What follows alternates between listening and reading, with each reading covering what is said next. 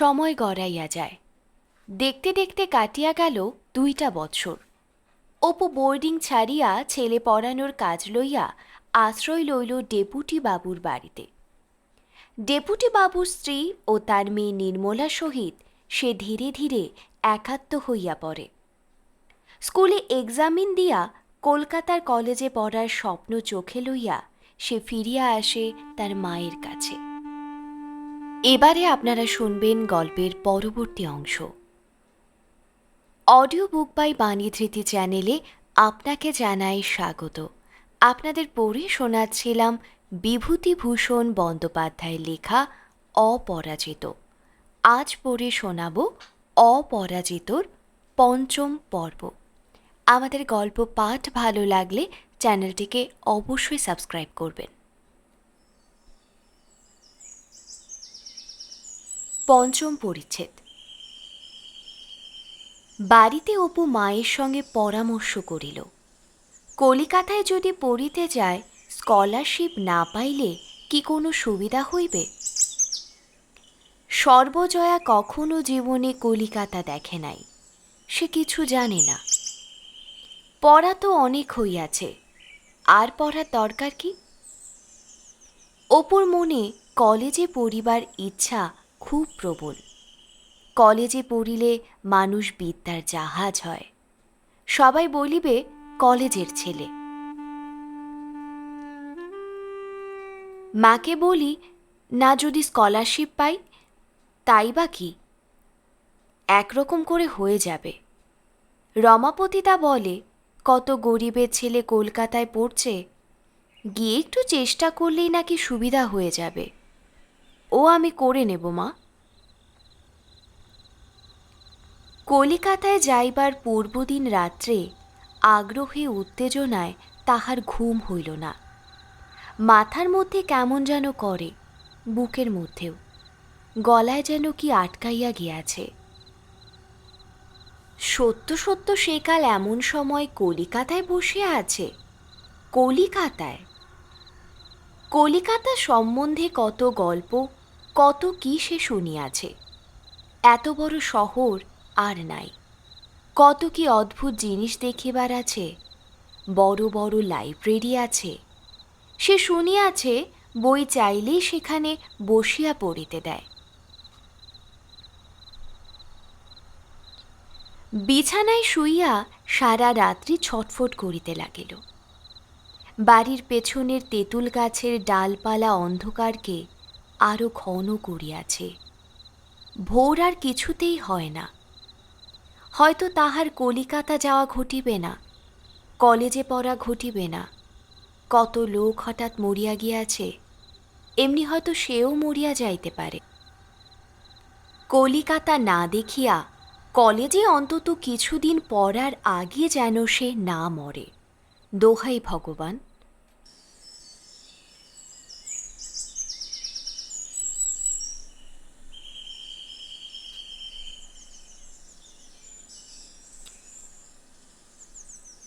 কলিকাতায় সে কাহাকেও চেনে না।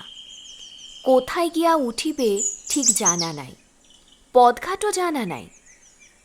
মাস তিনেক আগে দেবব্রত তাহাকে নিজের এক মেসোমশাইয়ের কলিকাতার ঠিকানা দিয়া বলিয়াছিল, দরকার হইলে এই ঠিকানায় গিয়া তাহার নাম করিলেই তিনি আদর করিয়া থাকিবার স্থান দিবেন। ট্রেনে উঠিবার সময় অপু সে কাগজখানা বাহির করিয়া পকেটে রাখিল। রেলের পুরনো টাইমবেলের পেছন হইতে ছিঁড়িয়া লওয়া একখানা কলিকাতা শহরের নকশা তাহার টিনের তোরঙ্গটার মধ্যে অনেক দিন আগে ছিল, সেখানাও বাহির করিয়া বসিল।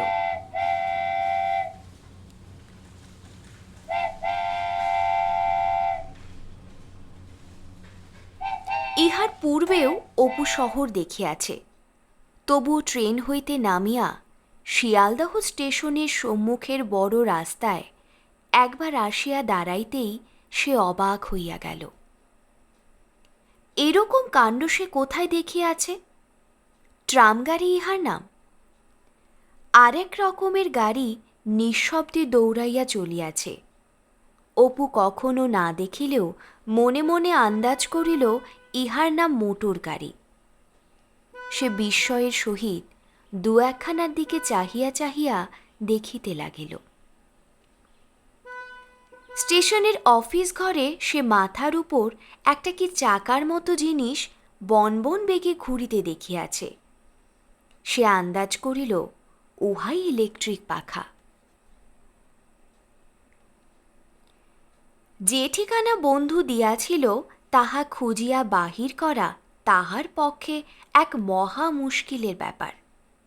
পকেটে রেলের টাইম বলের মোড়ক হইতে সংগ্রহ করা কলিকাতার যে নকশা ছিল তাহা মিলাইয়া হ্যারিসন রোড খুঁজিয়া বাহির করিল। জিনিসপত্র তাহার এমন বেশি কিছু নাই। বগলের ছোট বিছানাটি ও ডান হাতের ভারী পুটুলিটা ঝুলাইয়া পথ চলিতে চলিতে সামনে পাওয়া গেল আর্মহা স্ট্রিট।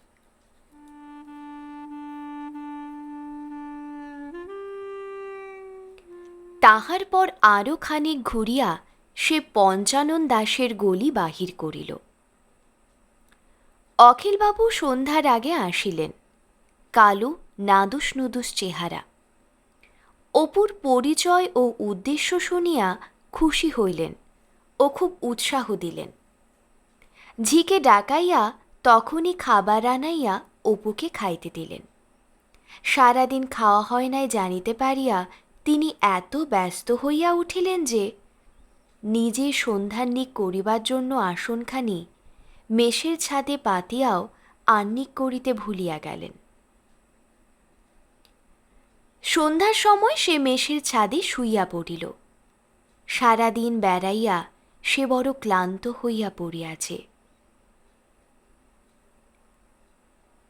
সে তো কলিকাতায় আসিয়াছে, মিউজিয়াম গড়ের মাঠ দেখিতে পাইবে, তো বায়োস্কোপ দেখিবে।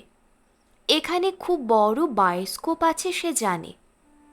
তাহাদের দেওয়ানপুরে স্কুলে একবার একটা ভ্রমণকারী বায়োস্কোপের দল গিয়াছিল। তাহাতেই সে জানে বায়োস্কোপ কি অদ্ভুত দেখিতে। তবে এখানে নাকি বায়োস্কোপ গল্পের বই দেখায়। সেখানে তাহা ছিল না।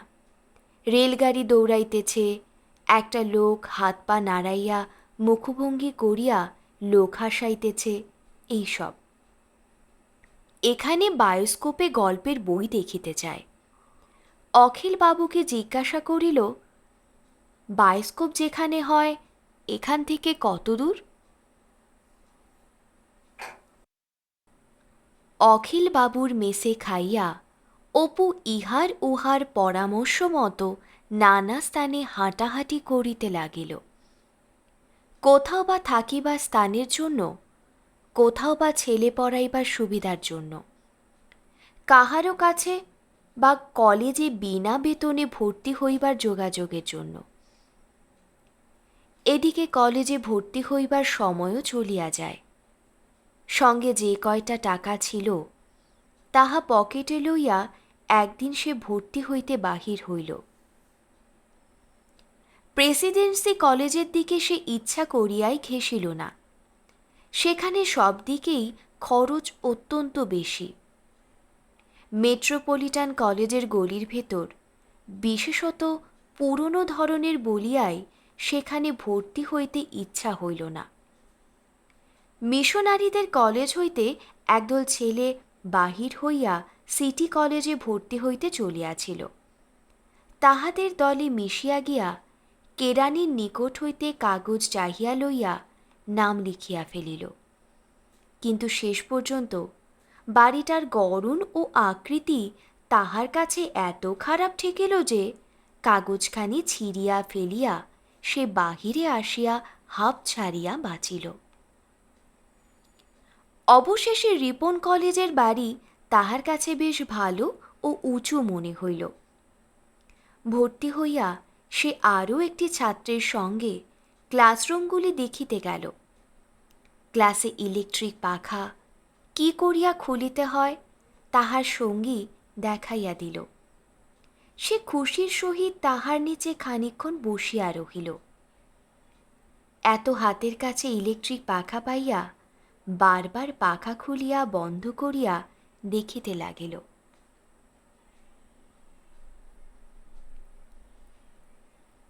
অখিল বাবুদের মেসে থাকা ও পড়াশুনো দুয়েরই ঘোর অসুবিধা। এক এক ঘরের মেঝেতে 3টি ট্রাঙ্ক, কতগুলো জুতার বাক্স, কালি বুরুষ, 3টি হুকা। ঘরে আর কোনো আসবাবপত্র নাই। রাত্রে আলো সব দিন জ্বলিবে না। ঘর দেখিয়া মনে হয় ইহার অধিবাসীগণের জীবনে মাত্র 2টি উদ্দেশ্য আছে, অফিসে চাকরি করা ও মেসে আসিয়া খাইয়া ঘুমানো। এক এক ঘরে যে 3টি বাবু থাকেন, তাহার 6টার সময় অফিস হইতে আসিয়া হাত মুখ ধুইয়া যে যার বিছানায় শুইয়া পড়িয়া চুপ করিয়া তামাক টানিতে থাকেন। একটু আধটু গল্পগুজব যা হয়, প্রায় অফিস সংক্রান্ত। তারপরই আহারাদি সারিয়া নিদ্রা। অখিলবাবু কোথায় ছেলে পড়ান, অফিসের পর সেখান হইতে ফিরিতে দেরি হইয়া যায়। তিনিও সারাদিন খাটুনির পর মেসে আসিয়া শুইয়া পড়েন। অপু এরকম ঘরে কতকগুলো লোকের সহিত এক বিছানায় কখনো শুইতে অভ্যস্ত নয়। রাত্রে তাহার যেন হাঁপ ধরে, ভালো ঘুম হয় না। কিন্তু অন্য কোথাও কোনো রকম সুবিধা না হইলে সে যাইবে কোথায়? তাহা ছাড়া অপুর আরেক ভাবনা মায়ের জন্য। স্কলারশিপ পাইলে সে টাকা হইতে মাকে কিছু কিছু পাঠাইবার আশ্বাস সে আসিবার সময় দিয়া আসিয়াছে। কিন্তু কোথায় বা স্কলারশিপ, কোথায় বা কি? মার কি রূপে চলিতেছে, দিন যাওয়ার সঙ্গে সঙ্গে সেই ভাবনাই তাহার আরও প্রবল হইল।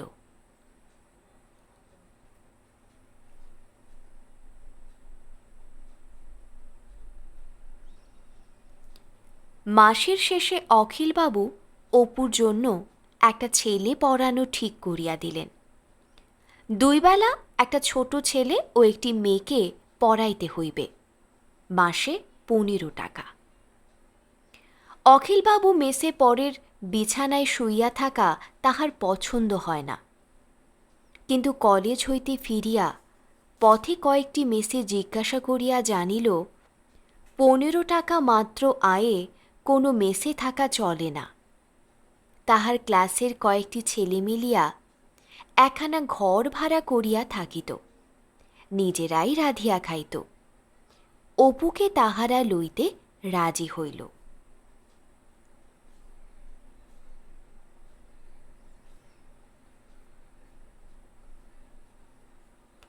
যে 3টি ছেলে একসঙ্গে ঘর ভাড়া করিয়া থাকে, তাহাদের সকলেরই বাড়ি মুর্শিদাবাদ জেলায়।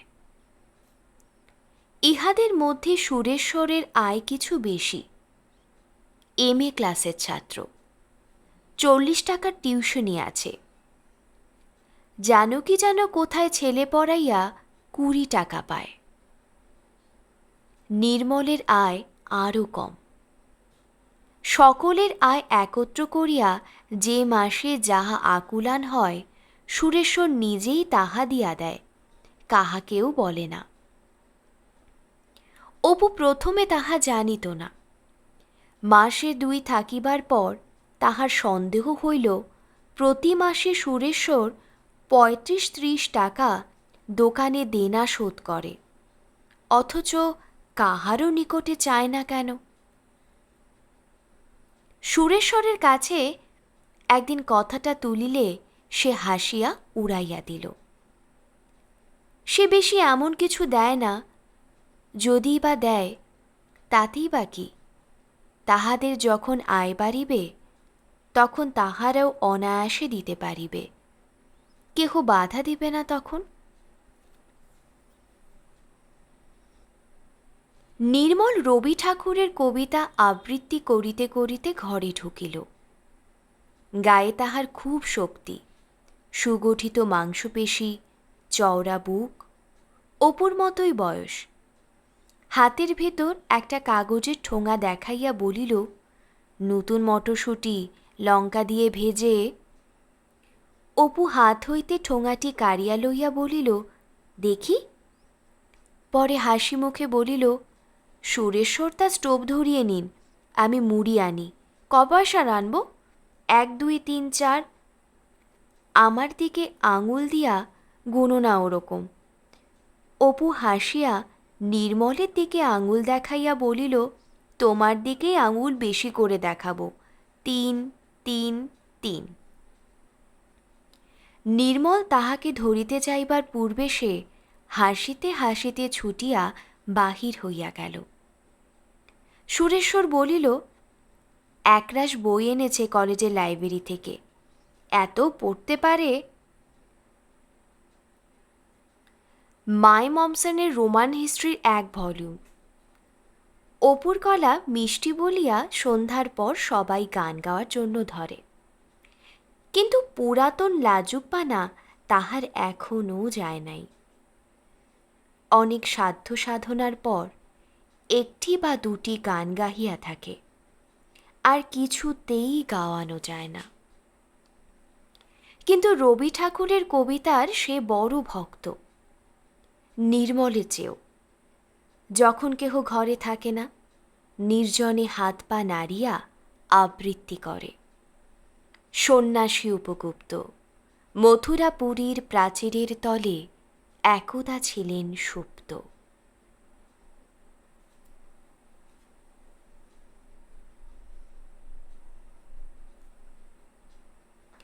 ইতিহাসের অধ্যাপক মিস্টার বসুকে অপুর সবচেয়ে ভালো লাগে। সব দিন তাহার ক্লাস থাকে না, কলেজের পড়ার কোনো উৎসাহ থাকে না সেদিন। কালো রিবন ঝোলানো পাশনে চশমা পরিয়া উজ্জ্বল চক্ষু মিস্টার বসু ক্লাসরুমে ঢুকিলেই সে নড়িয়া চড়িয়া সংযত হইয়া বসে। বক্তৃতার প্রত্যেক কথা মন দিয়া শোনে। এমএতে ফার্স্ট ক্লাস ফার্স্ট। অপুর ধারণায় মহাপণ্ডিত, গিবন, মমসেন ও লর্ড ব্রাইস জাতীয়। মানব জাতির সমগ্র ইতিহাস, ইজিপ্ট, ব্যাবিলন, অ্যাসিরিয়া, ভারতবর্ষীয় সভ্যতার উত্থান পতনের কাহিনী তাহার মনশ্চক্ষুর সম্মুখে ছবির মতো পড়িয়া আছে।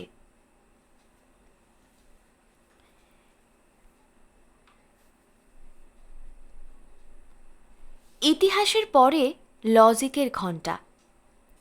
হাজিরা ডাকিয়া অধ্যাপক পড়ানো শুরু করিবার সঙ্গে সঙ্গেই ছেলে কমিতে শুরু করিল। অপু এ ঘণ্টার পেছনের বেঞ্চিতে বসিয়া লাইব্রেরি হইতে লওয়া ইতিহাস, উপন্যাস বা কবিতার বই পড়ে, অধ্যাপকের কথার দিকে এতটুকু মন না দিয়া। সেদিন এক মনে অন্য বই পড়িতেছে। হঠাৎ অধ্যাপক তাহাকে লক্ষ্য করিয়া কি প্রশ্ন করিলেন। প্রশ্নটা সে শুনতে পায় নাই, কিন্তু ক্লাস হঠাৎ নীরব হইয়া যাওয়াতে তাহার চমক ভাঙিল। চাহিয়া দেখিল সকলেরই চোখ তাহার দিকে। সে উঠিয়া দাঁড়াইল। অধ্যাপক বলিলেন, তোমার হাতে ওখানা লজিকের বই? অপু বলিল, না স্যার, প্যালগ্রোভের গোল্ডেন ট্রেজারি।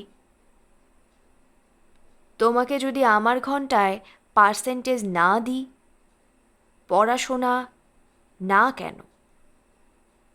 অপু চুপ করিয়া রহিল। অধ্যাপক তাহাকে বসিতে বলিয়া পুনরায় অধ্যাপনা আরম্ভ করিলেন। জানকী চিমটি কাটিয়া বলিল, হলো তো, রোজ রোজ বলি লজিকের ঘণ্টায় আমাদের সঙ্গে পালাতে, তা শোনা হয় না, আয় চলে। 150 ছেলের ক্লাস। পেছনের বেঞ্চির সামনের দরজাটি ছেলেরা ইচ্ছা করিয়া খুলিয়া রাখে পালাবার সুবিধার জন্য। জানকী এদিক ওদিক চাহিয়া সুরুত করিয়া সরিয়া পড়িল। তাহার পরে বিরাজ। অপুও মহাজনদের পথ ধরিল। নিচে আসিলে লাইব্রেরিয়ান বলিল, কি রায় মহাশয়, আমাদের পার্বণটি কি পাবো না? অপু খুব খুশি হয়। কে তাহাকে চিনিত 5 মাস আগে? এত বড় কলকাতা শহর, এত বড় কলেজ, এত ছেলে, এখানেও তাহাকে রায়মশাই বলিয়া খাতির করিতেছে। তাহার কাছে পার্বণী চাহিতেছে। হাসিয়া বলে, কাল এনে দেব সত্যবাবু, আজ ভুলে গেছি। আপনি 1 ভলিউম গিবন দেবেন কিন্তু আজ।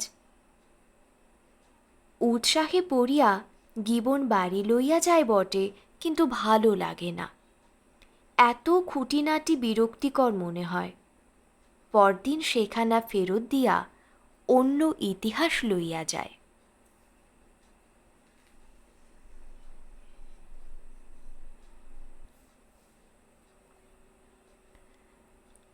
পূজার কিছু পূর্বে অপুদের বাসা উঠিয়া গেল। খরচে আয়ে অনেক দিন হইতেই কুলাইতেছিল না। সুরেশ্বরের ভালো টিউশনিটি হঠাৎ হাতছাড়া হইল। কে বাড়তি খরচ চালায়? নির্মল ও জানকী অন্য কোথায় চলিয়া গেল। সুরেশ্বর গিয়া মেসে উঠিল। অপুর যে মাসিক আয় কলেজের মাহিনা দিয়া তাহা হইতে 12 টাকা বাঁচে। কলিকাতা শহরে 12 টাকায় যে কিছুতেই চলিতে পারে না, অপুর সে জ্ঞান এতদিনেও হয় নাই। সুতরাং সে ভাবিল 12 টাকাতেই চলিবে, খুব চলিবে। 12 টাকা কি কম কথা? কিন্তু 12 টাকা আয়ও বেশি দিন রহিল না। একদিন পড়াইতে গিয়া শুনিল ছেলের শরীর খারাপ বলিয়া ডাক্তার হাওয়া বদলাইতে বলিয়াছে। পড়াশোনা এখন বন্ধ থাকিবে। 1 মাসের মাহিনা তাহারা বাড়তি দিয়া জবাব দিল। টাকা কয়টি পকেটে করিয়া সেখান হইতে বাহির হইয়া অপু আকাশ পাতাল ভাবিতে ভাবিতে ফুটপাত বাহিয়া চলিল। সুরেশ্বরের মেসে সে জিনিসপত্র রাখিয়া দিয়াছে। সেইখানেই গেস্ট চার্জ দিয়া খায়। রাত্রে মেসের বারান্দাতে শুইয়া থাকে। টাকা যাহা আছে মেসের দেনা মিটাইতে যাইবে। সামান্য কিছু হাতে থাকিতে পারে বটে, কিন্তু তাহার পর? সুরেশ্বরের মেসে আসিয়া নিজের নামের একখানি পত্র ডাকবাক্সে দেখিল। হাতের লেখাটা সে চেনে না। খুলিয়া দেখিল চিঠিখানা মায়ের, কিন্তু অপরের হাতে লেখা। হাতে ব্যথা হইয়া মা বড় কষ্ট পাইতেছেন। অপু কি 3টি টাকা পাঠাইয়া দিতে পারে? মা কখনো কিছু চান না, মুখ বুজিয়া সকল দুঃখ সহ্য করেন। সেই বরং দাওয়ানপুরে থাকিতে নানা ছলছুতায় মাঝে মাঝে কত টাকা মায়ের কাছ হইতে লইয়াছে। হাতে না থাকিতেও তেলিবাড়ি হইতে চাহিয়া চিন্তিয়া মা জোগাড় করিয়া দিতেন। খুব কষ্ট না হইলে কখনো মা তাহাকে টাকার জন্য লেখেন নাই।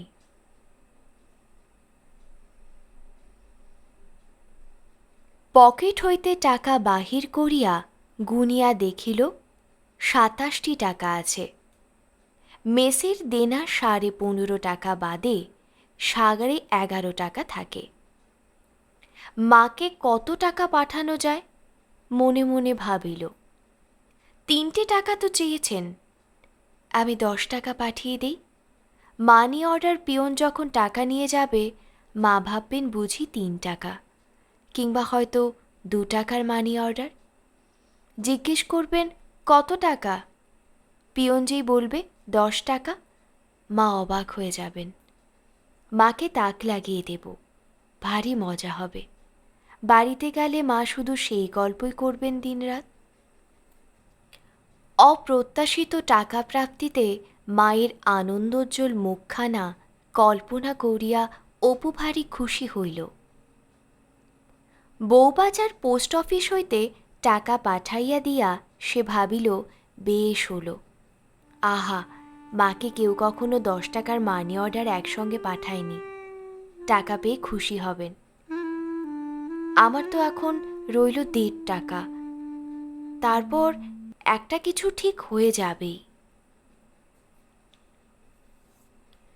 কলেজের একটি ছেলের সঙ্গে তাহার খুব বন্ধুত্ব হইয়াছে। সেও গরিব ছাত্র। ঢাকা জেলায় বাড়ি। নাম প্রণব মুখার্জি। খুব লম্বা, গৌরবর্ণা, দোহারা চেহারা, বুদ্ধিপ্রজ্জ্বল দৃষ্টি। কলেজ লাইব্রেরিতে একসঙ্গে বসিয়া বই পড়িতে পড়িতে দুজনের আলাপ। এমন সব বই দুজনে লইয়া যায় যাহা সাধারণ ছাত্রেরা পড়ে না, নামও জানে না। ফার্স্ট ইয়ারের ছেলেকে মমসেন লইতে দেখিয়া প্রণব তাহার দিকে আকৃষ্ট হয়। আলাপ ক্রমে বন্ধুত্বে পরিণত হইয়াছে। অপু শীঘ্রই বুঝিতে পারিল প্রণবের পড়াশুনো তাহার অপেক্ষা অনেক বেশি। অনেক গ্রন্থকারের নামও সে কখনো শোনে নাই। নিৎসে, এর্মসন, টুর্গেনিভ, ব্রেস্টেড। প্রণবের কথায় সে ইহাদের বই পড়িতে আরম্ভ করিল। তাহারই উৎসাহে সে পুনরায় ধৈর্য ও অধ্যাবসার সহিত গীবন শুরু করিল। ইলিয়াডের অনুবাদ পড়িল। অপুর পড়াশোনায় কোনো বাধা রীতি ছিল না। যখন যাহা ভালো লাগে, কখনো ইতিহাস, কখনো নাটক, কখনো কবিতা, কখনো প্রবন্ধ, কখনো বিজ্ঞান। প্রণব নিজে অত্যন্ত সংযম ও শৃঙ্খলাপ্রিয়। সে বলিল, ওতে কিছু হবে না, ওরকম পড়ো কেন?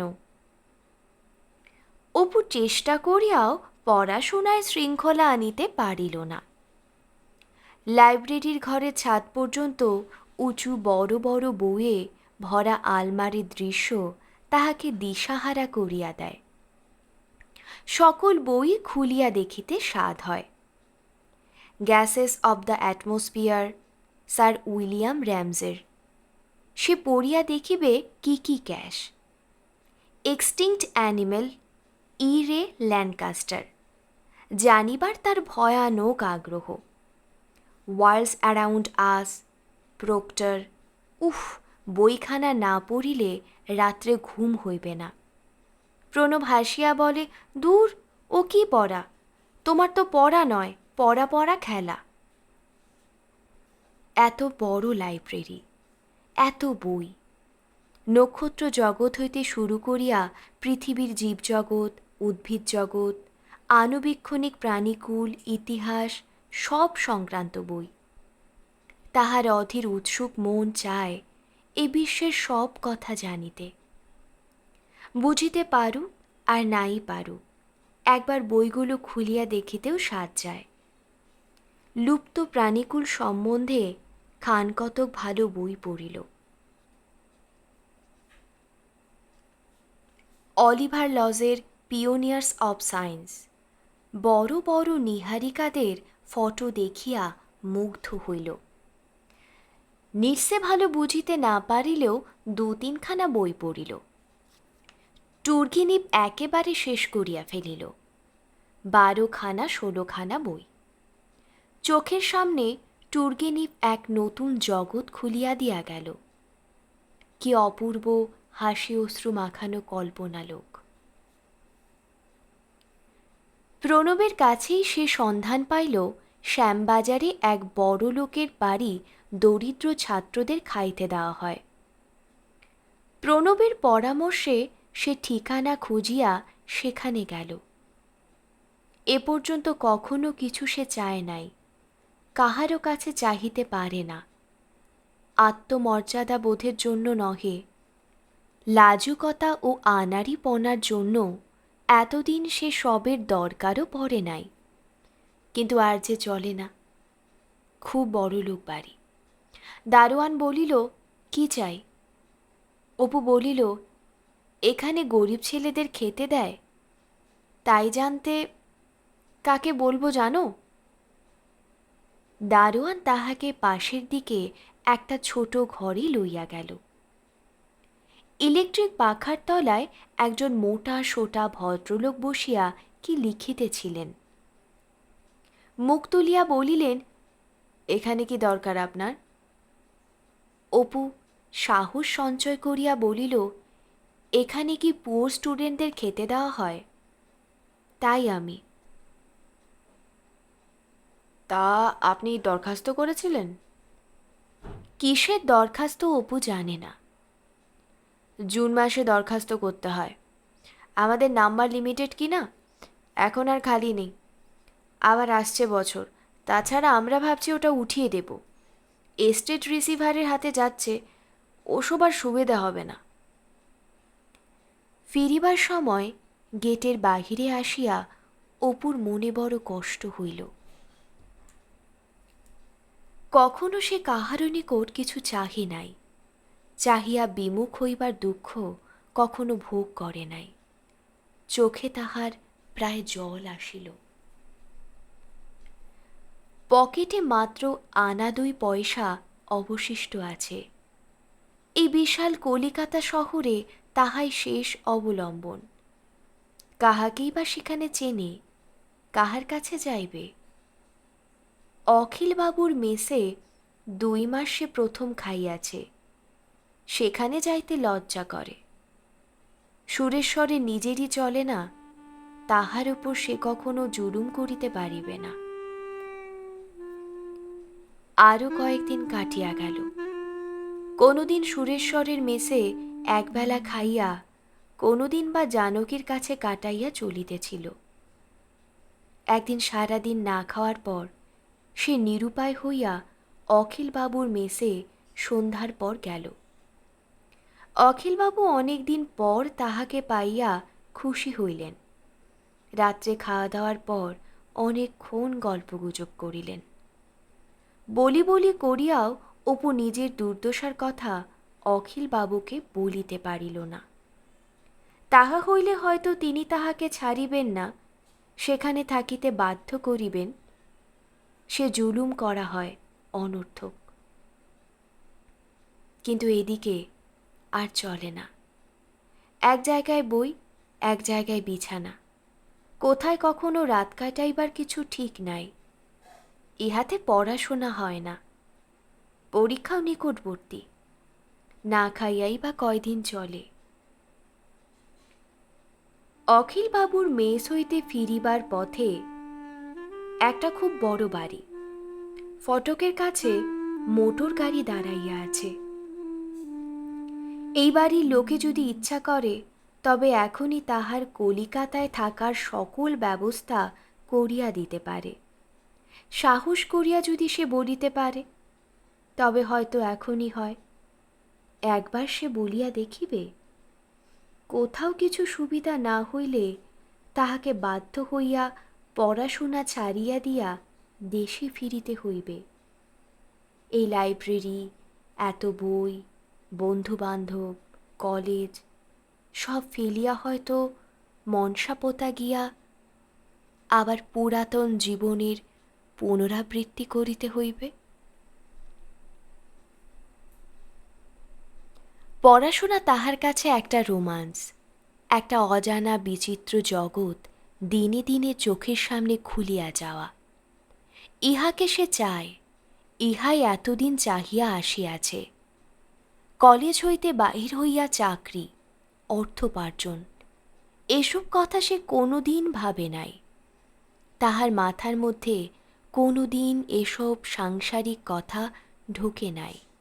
সে চায় এই অজানার রোমান্স, এই বিচিত্র ভাবধারার সহিত আরও ঘনিষ্ঠ সংস্পর্শ। প্রাচীন দিনের জগৎ, অধুনালুপ্ত অতিকায় প্রাণীদল, বিশাল শূন্যের দৃশ্য, অদৃশ্য নক্ষত্ররাজি, ফরাসি বিদ্রোহ, নানা কথা। এইসব ছাড়িয়া শালগ্রাম হাতে মনসাপোতার বাড়ি বাড়ি ঠাকুর পূজা। অপুর মনে হইল এই রকমই বড় বাড়ি আছে লীলাদের, কলিকাতারই কোনো জায়গায়। অনেকদিন আগে লীলা তাহাকে বলিয়াছিল কলিকাতায় তাহাদের বাড়িতে থাকিয়া পড়িতে। সে ঠিকানা জানে না, কোথায় লীলাদের বাড়ি? কেই বা এখানে তাহাকে বলিয়া দেবে? তাহা ছাড়া সেসব আজ ৬-৭ বছরের কথা হইয়া গেল। এতদিন কি আর লীলা তাহার কথা মনে রাখিয়াছে? কোন কালে ভুলিয়া গিয়াছে?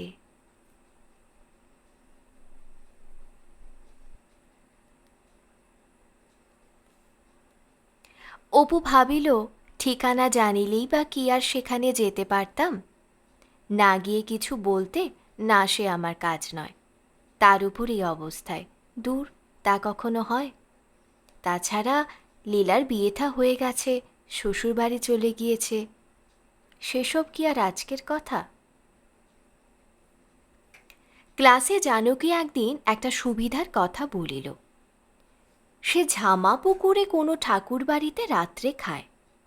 সকালে কোথায় ছেলে পড়াইয়া একবেলা তাহাদের সেখানে খায়। সম্প্রতি সে বনির বিবাহে বাড়ি যাইতেছে। ফিরিয়া না আসা পর্যন্ত অপু রাত্রে রাজবাড়িতে তাহার বদলে খাইতে পারে। বাড়ি যাইবার পূর্বে ঠাকুরবাড়ির সেবায়েতকে বলিয়া কহিয়া সে সব ব্যবস্থা করিয়া যাইবে। এখন অপু রাজি আছে? রাজি? হাতে স্বর্গ পাওয়া নিতান্ত গল্প কথা নয় তাহা হইলে। ঠাকুরবাড়ি খাওয়া নিতান্ত মন্দ নয়। অপুর কাছে তাহা খুব ভালো লাগে। আলু চালের ভাত, টক, কোনো কোনো দিন ভোগের পায়েসও পাওয়া যায়। তবে মাছ মাংসের সম্পর্ক নাই, নিরামিষ। কিন্তু এ তো তার দুবেলা নয়, শুধু রাত্রে। দিনমানটাতে বড় কষ্ট হয়। 2 পয়সার মুড়ি ও কলের জল, তবুও তো পেটটা ভরে। কলেজ হইতে বাহির হইয়া বৈকালে তাহার এত ক্ষুধা পায় যে গা ঝিমঝিম করে, পেটে যেন এক ঝাঁক বলতা হুল ফুটাইতেছে।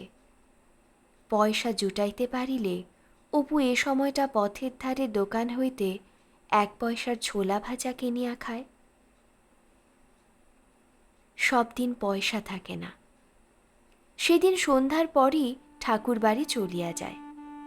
কিন্তু ঠাকুরের আরতি শেষ না হওয়া পর্যন্ত সেখানে খাইতে দেবার নিয়ম নাই। তাও একবার নয়, 2 বার 2টি ঠাকুরের আরতি। আরতির কোনো নির্দিষ্ট সময় নাই। সেবায়িত ঠাকুরের মর্জি ও সুবিধা মতো রাত 8টাতেও হয়, 9টাতেও হয়, 10টাতেও হয়, আবার এক একদিন সন্ধ্যার পরেই হয়। কলেজে যাইতে সেদিন মুরারি বলিল, সিসিবি এর ক্লাসে কেউ যেও না, আমরা সব স্ট্রাইক করেছি। অপু বিস্ময় সুরে বলিল, কেন, কি করেছে CCB?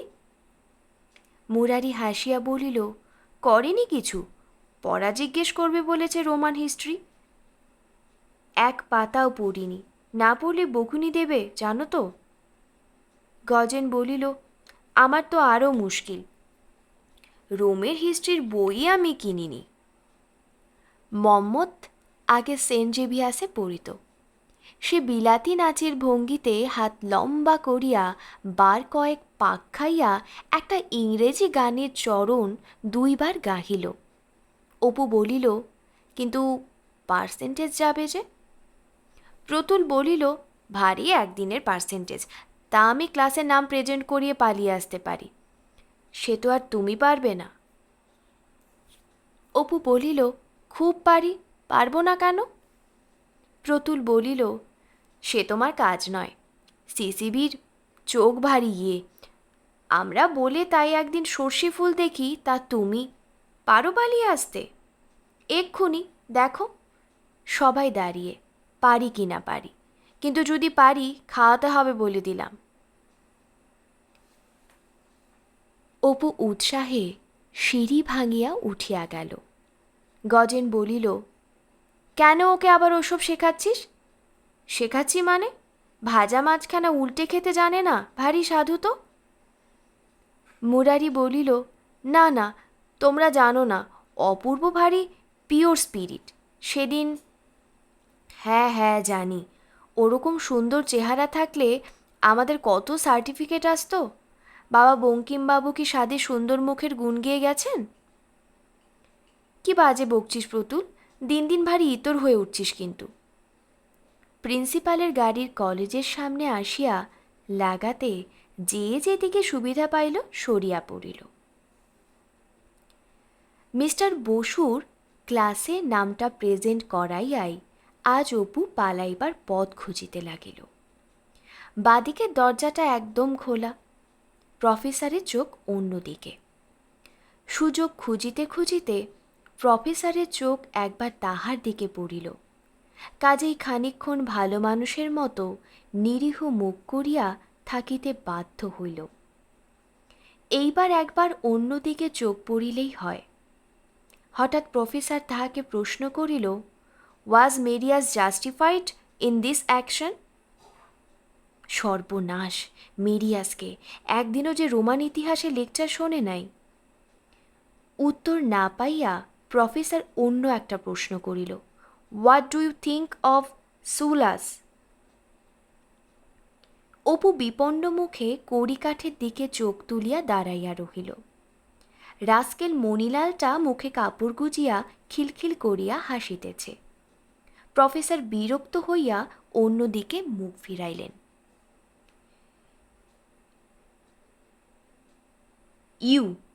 You three, you behind the pillar. এবার মণিলালের পালা। সে থামের আড়ালে সরিয়া বসিবার বৃথা চেষ্টা হইতে বিরত হইয়া উঠিয়া দাঁড়াইল। দেখা গেল সুল্লা বা মেরিয়াস সম্বন্ধে অপুর সহিত তাহার মতের কোনো পার্থক্য নাই, সমানই নির্বিকার। মণিলালের দুর্গতিতে অপু খুব খুশি হইয়া পাশের ছেলেকে আঙুলের খোঁচা দিয়া ফিসফিস করিয়া বলিল, রাইটলি সার্ভড। ভারী হাসি হচ্ছিল। চুপ চুপ, এখনই আবার এদিক ওদিক চাইবে, সিসিবি কথা শুনলে। এবার আমি সোজা। পেছন হইতে নৃপেন ব্যস্ত স্বরে বলিল, এবার আমায় জিজ্ঞেস করবে, ডেটটা ভাই দে না শিগগিরই বলে, শিগগির। অপু পাশের ছেলেটিকে বলিল, কে কাকে ডেট বলে দাদা? মেরিভেল পুলারের বইয়ের রং কেমন এখনও চাক্ষুষ দেখিনি, কেটে পড়ো না সোজা। অপু খানিকক্ষণ হইতেই প্রফেসরের দৃষ্টির গতি এক মনে লক্ষ্য করিতেছিল। সে বুঝিতে পারিল ও কোণ হইতে একবার এদিকে ফিরিলে পালানো অসম্ভব হইবে, কারণ এদিকে এখনও অনেক ছেলেকে প্রশ্ন করিতে বাকি।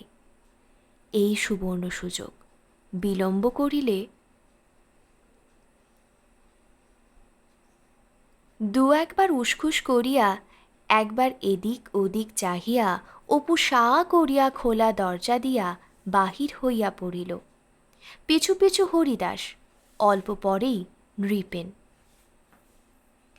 তিনজনেই উপরের বারান্দাতে বিন্দুমাত্র বিলম্ব না করিয়া তরতর করিয়া সিঁড়ি বাহিয়া একেবারে একতলায় নামিয়া আসিল।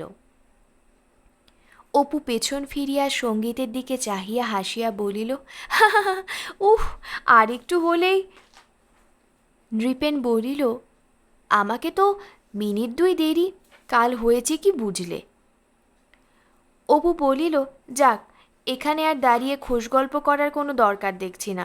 এখনই প্রিন্সিপাল নেমে আসবেন, গাড়ি দাঁড়িয়েছে দরজায়, কমন রুমে বরং এসো। একটু পরে সকলে বাহির হইয়া পড়িল। আজ আর ক্লাস ছিল না। কে গ্রাহ্য করে বুড়ো সিসিবি আর তাহার রোমান ইতিহাসের বাজে প্রশ্ন? অপু কিন্তু কিছু নিরাশ হইল। ক্লাস হইতে পালাইতে পারিলে প্রতুলের দল খাওয়াইবে বলিয়াছিল, কিন্তু লাইব্রেরিয়ানের কাছে জিজ্ঞাসা করিয়া জানিল তাহারা অনেকক্ষণ চলিয়া গিয়াছে। কোন সকালে 2 পয়সার মুড়ি একটা ফুলুরি খাইয়া বাহির হইয়াছে, পেটে যেন দাউ দাউ করিয়া জ্বলিতেছে। কিছু খাইতে পারিলে হইত। ক্লাসে এতক্ষণ বেশ ভালো বুঝিতে পারে নাই। বাহিরে আসিয়া ক্ষুধার যন্ত্রণায় প্রবল হইয়া উঠিল। এদিকে পকেটে একটাও পয়সা নাই। সে ভাবিল, ওরা আচ্ছা তো, বলল খাওয়াবো, তাই তো আমি পালাতে গেলাম। নিজেরা এইদিকে সরে পড়েছে কোন কালে। এখনই কিছু খেলে তবুও রাত অবধি থাকা যেত। আজ সোমবার, 8টার মধ্যে আরতি হয়ে যাবে। উফ, যা খিদে পেয়েছে।